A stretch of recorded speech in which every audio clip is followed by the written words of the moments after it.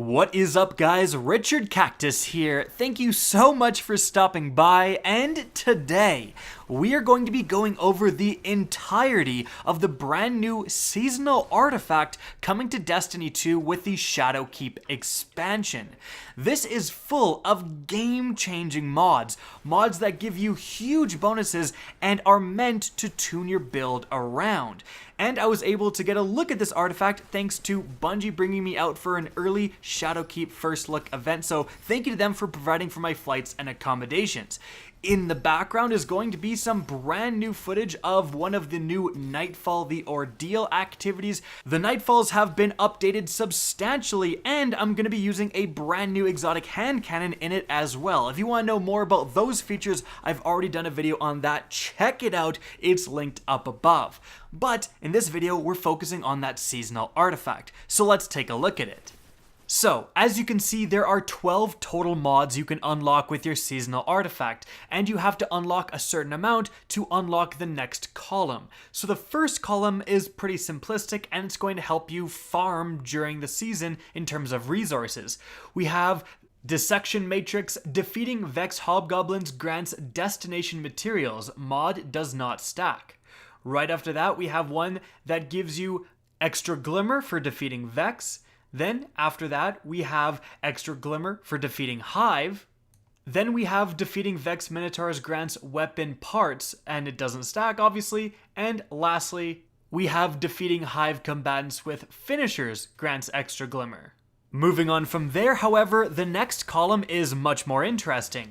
This is going to grant certain types of ammunition for certain gun types that is going to help you deal with champion enemies. And if you watched today's earlier video on the Nightfall, you know exactly what I'm talking about. Essentially, there's going to be certain enemies that can really only be efficiently taken down if you have the right mod on. The first one is anti-barrier rounds. Now, this is shield-piercing rounds designed to bypass combatant defenses strong against barrier champions, but this is only available to use on auto rifles and submachine guns. And this exclusivity, you're going to see more coming up in this seasonal artifact, but it's really something Bungie is trying with these new seasonal artifacts and seasons in general. They're going to highlight a certain amount of gun types and elemental types and kind of create a certain meta, and then when the next season starts, those are going to change. So we don't have the option to equip any of these mods to scout rifles, for example, but in the next season we may have that, and so scout rifles become a lot better. They become in the meta, and it's an interesting way to change things up between seasons.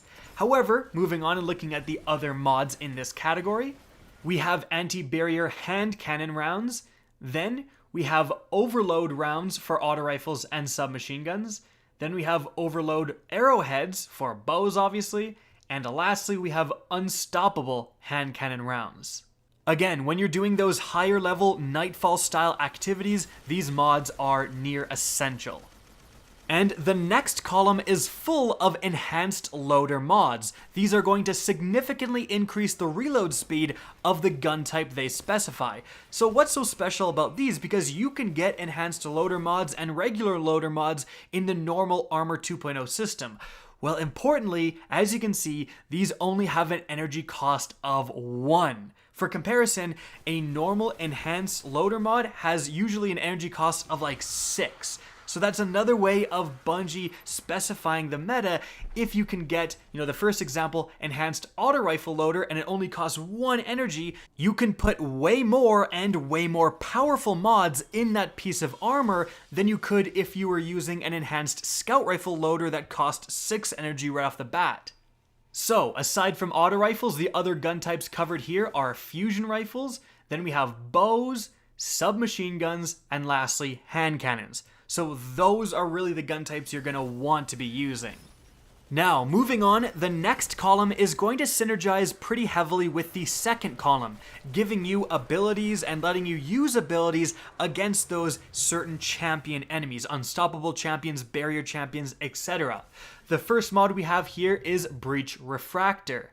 Grants grenade energy on final blows with shield-piercing weapons or when a member of your fire team shuts down a barrier champion's ability. So if you're going into those Nightfalls, Nightmare Hunts, etc., you are using shield piercing rounds, obviously throwing this mod on as well is going to give you a significant reward in terms of more grenade energy. Next, we have Ballistic Combo. Grants melee energy on final blows with shield piercing weapons or whenever a member of your fire team shuts down a barrier champion's ability. Next, we have Overload Grenades. Void grenades cause disruption, delaying ability energy regeneration and lowering combatant damage output, strong against overload champions. So again, if you're going into an activity with overload champions, throwing this on lets you use your grenades way more offensively and way more effectively, but it sounds like these are also going to be effective, throughout the game, but just more so against those overload champions. In fact, this mod, like turning your void wall grenades into disruption grenades, that's pretty darn powerful. Next, we have Disruptor Spike. Improves the effects of disruption, lowering combatants' damage output even further, so you can start to spec into a disruption build basically with these perks. And lastly, we have Unstoppable Melee. Arc melee abilities stagger unshielded enemy combatants, strong against unstoppable enemies. And then we have the final column of mods for the seasonal artifact. This contains the most powerful ones by far, and these are really going to dedicate certain builds around them. So let's get started with From the Depths. Grants bonus void super damage if cast while critically wounded, lasts until the end of super activation. So, let's say you're in a raid or heroic menagerie, you're fighting a big bad boss, and you have this mod. Depending on how significant the damage increase is, you could potentially have a team of Voidwalker Warlocks with now the bottom tree of Voidwalker, because that actually got a pretty significant buff, 15% more damage and 15% more lingering damage. Get yourself wounded, everyone uses their Nova Bombs all at once, critically wounded. Let's say it does like double the damage and you're melting bosses. That could actually be a scenario, and that's pretty sweet. Next up, we have Thunder Coil. Grants bonus damage for all arc melee abilities and refunds super energy on finisher final blows. Okay, that seems very powerful. Shoulder Strike is an arc melee ability, and it's pretty powerful, especially using this combined with, let's say, the insurmountable Skull Fort. Ooh, that's a dirty combo right there. Not to mention, if you're going around and killing a bunch of enemies with finishers, you're getting super energy. Like that seems very powerful as well. But seriously, this with the Skull Fort or potentially the Syncocepts in PvP, that could be a dirty combo. Moving on from there, we have Arc Battery. Grants overshield and reduced cooldown during activation for all Arc class abilities. Wow, and by the way, these are applicable to any class out there. I don't know why I was just talking about Titan in the last one, my mind just goes there, but this, yeah, that seems very, very good. Any arc class is going to want to throw this on, giving you reduced cooldown across the board and an overshield. So combine that with an exotic that gives you additional arc class abilities or better recharge for those abilities, and you're getting a lot of overshields and in turn recharging your arc abilities that you're already speccing into and synergizing within itself.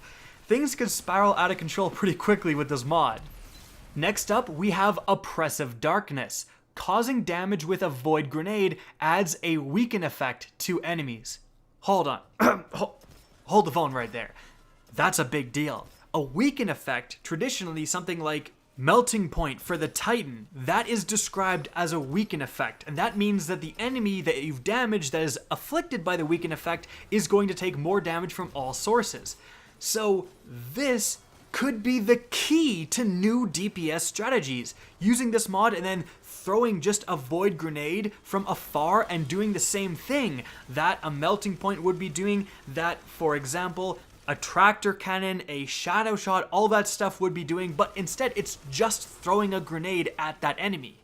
And imagine using this in conjunction with the first mod we looked at that gives you bonus void super damage when you're critically wounded, like get critically wounded, spam grenades, then use your Void Super for insane damage output. And it also combos with the other mod that adds disruption to Void Grenades. So you can have both of these mods disrupt your enemy and weaken it so it does less damage and takes more damage. The Night Stalker Hunter Wombo combo just got a lot scarier. And the last mod we have here is Heavy Finisher. Finishers generate heavy ammo, requires 1/2 of your super energy. So that's a pretty significant cost, not to mention it costs 7 energy out of a total of 10 if you've completely masterworked your armor.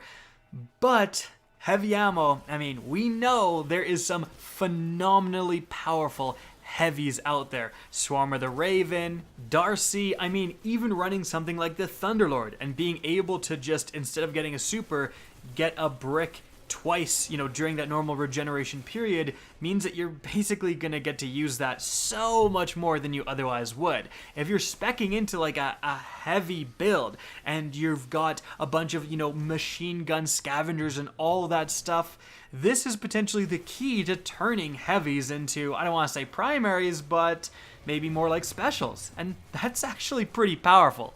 So that's it for our look at all of the seasonal mods coming in Shadowkeep. What do you guys think of this system? Because this is a pretty dramatic departure from anything we've had in Destiny so far. Essentially, Bungie's throwing us a bunch of tools to make builds, but these builds are somewhat curated. The downside of all this stuff, although it is, I think, overall a beneficial thing, the downside is definitely the fact that if you're not using what Bungie wants you to use for the seasonal meta, you're at a significant disadvantage. None of those mods impact anything solar. So if your favorite subclass is solar, you're kind of screwed for the next couple of months. Now, of course, after that, Season 9 will likely have things that boost solar, and then you're going to be like, that's your time to shine.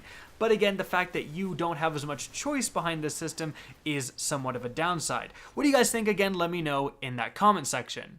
And so guys, that is it for the video. I hope you enjoyed, found this informative, and if you did, please remember to help me out by simply rating and especially sharing this video. If you guys want to see more Destiny 2 content similar to this, don't be afraid to slap that subscribe button. If you guys want to get in touch with me and keep up to date with the latest channel activity, the best way is to follow me on Twitter at @RickKackis. That's linked in the description down below. Again, I hope you enjoyed the video, and as always, have a good day.